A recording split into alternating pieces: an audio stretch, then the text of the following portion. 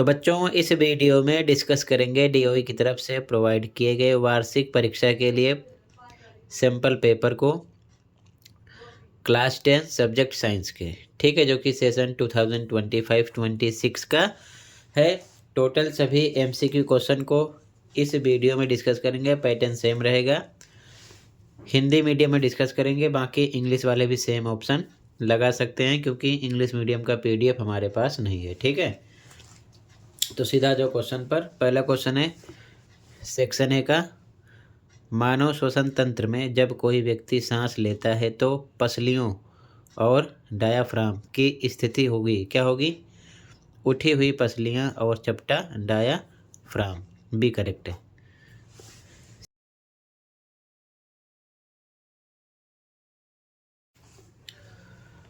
Question number 2 है, एक व्यक्ति में वृक्काणु की नलिका ट्यूब्यूल भाग बिल्कुल भी काम नहीं कर रहा है, इसका मूत्र निर्माण पर क्या प्रभाव पड़ेगा? तो मूत्र अधिक सांद्र होगा। सी करेक्ट है, ठीक है, ऐसी कंडीशन में। अगला, राजेश ने देखा कि उसके कमरे की खिड़की पर रखा एक गमले का पौधा सूर्य के प्रकाश की ओर झुक रहा है, इसका कारण क्या हो सकता है? तो ऑक्सिन हार्मोन के विसरण के कारण प्रकाश से दूर वाली दिशा में अधिक वृद्धि होना भी करेक्ट हो जाएगा, ठीक है यहाँ पर, ठीक है। बाकी सभी ऑप्शन देखते चलना। इंग्लिश वाले भी सेम ऑप्शन टिक करेंगे। अगला क्वेश्चन 4, मस्तिष्क में स्थित अनुमस्तिष्क शरीर की स्वैच्छिक क्रियाओं को नियंत्रित करता है, इनमें से कौन सी क्रिया अनुमस्तिष्क द्वारा नियंत्रित होती है? तो ऊंचाई से कूदना। डी करेक्ट है। अगला, पुष्पीय पौधों में देखी जाने वाली प्रजनन अवस्थाओं का सही क्रम क्या है? तो युग्मक, युग्मनज, भ्रूण, अंकुर। ए करेक्ट है, ठीक है। अगला, संतुलित पारितंत्र के बारे में इनमें से कौन सा कथन गलत है? तो यह परस्पर जुड़ी हुई खाद्य श्रृंखलाओं से बना है, ये भी सही है। इसमें जीवित जीवों और पर्यावरण के बीच परस्पर निर्भरता शामिल है, ये भी सही है। जंतु पौधों पर निर्भर हैं लेकिन पौधे जंतुओं पर निर्भर नहीं है, ये गलत है, ठीक है। इनमें जीवों की विभिन्न आबादी से बने समुदाय सम्मिलित होते हैं, ये भी सही है, तो गलत है सी, ठीक है। अगला, जंतु पौधे दोनों एक दूसरे पर निर्भर हैं, ठीक है। अगला,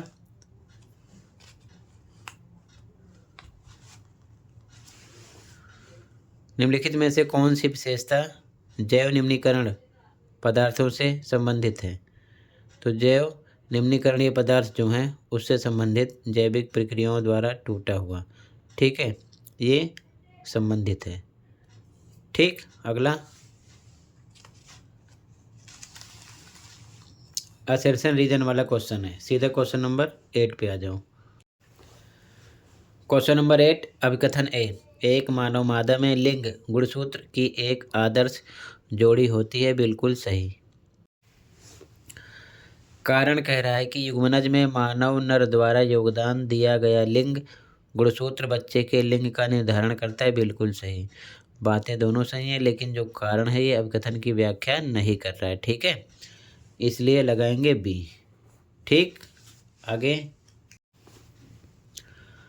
अभिकथन है जो ऊर्जा शाकाहारियों को मिलती है वे स्वापोषियों को वापस नहीं मिलती, बिल्कुल सही।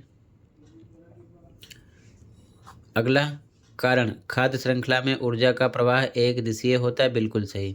और यही कारण है कि जो ऊर्जा शाकाहारियों को मिलती है वह स्वापोषियों को नहीं मिलती, इसीलिए ए लगाएंगे, ठीक है। दोनों करेक्ट हैं और कारण अभिकथन की सही व्याख्या है, ठीक है। इसके बाद में क्वेश्चन 10, 11, 12, 13 ये सभी सॉल्व नहीं है, तो सीधा एमसीक्यू क्वेश्चन देख लो सेक्शन बी का और सेक्शन सी का, ठीक है। बाकी क्वेश्चन देख सकते हो, ठीक है। सेक्शन बी पे आ जाओ सीधा।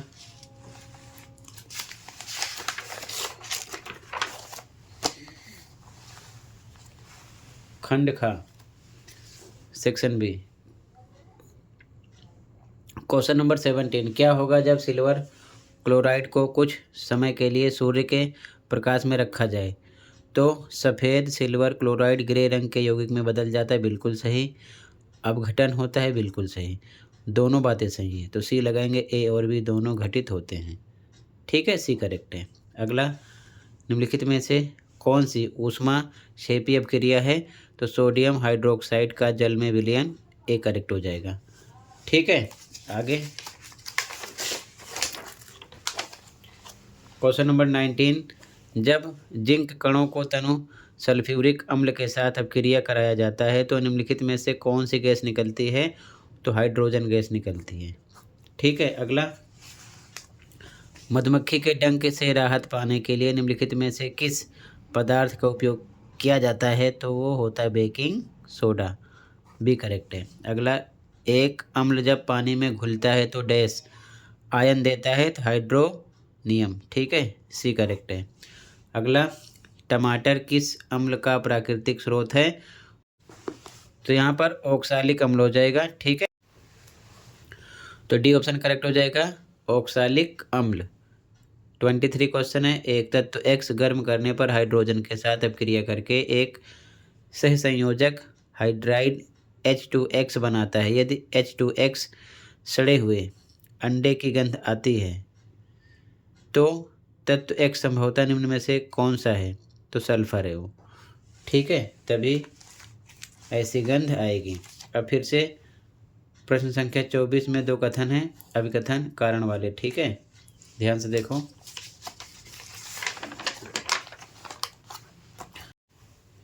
क्वेश्चन नंबर 24, अभिकथन, एल्डिहाइड और कीटोन दोनों में कार्बोनिल समूह होता है, बिल्कुल सही।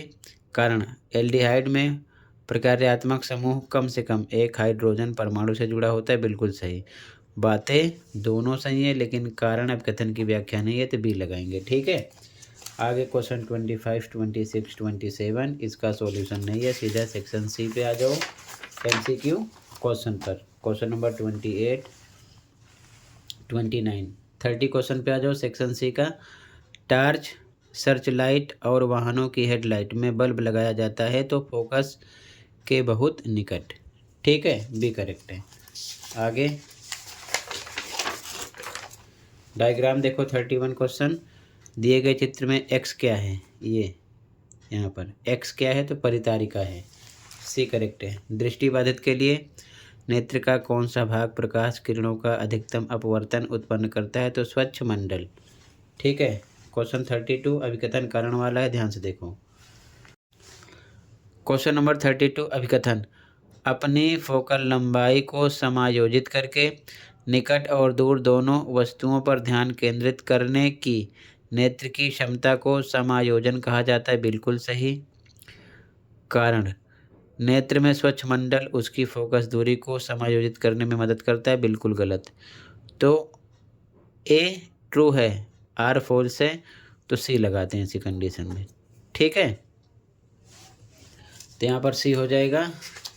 इसके बाद इसके आगे क्वेश्चन देख लो, बाकी सभी MCQ क्वेश्चन कंप्लीट हो गए, तीनों सेक्शन के ABC, ठीक है, ध्यान से देखो। बाकी आप ज़्यादा तैयारी के लिए लास्ट ईयर का pre board paper with solution देख लो, उससे भी लास्ट ईयर का 3-4 ईयर का मिल जाएगा, अलग अलग प्लेलिस्ट मिलेगी, देखकर तैयारी कर सकते हो, तो कर लेना। टोटल इतना ही था, मिलते हैं अगली वीडियो में। Thank you for watching and take care.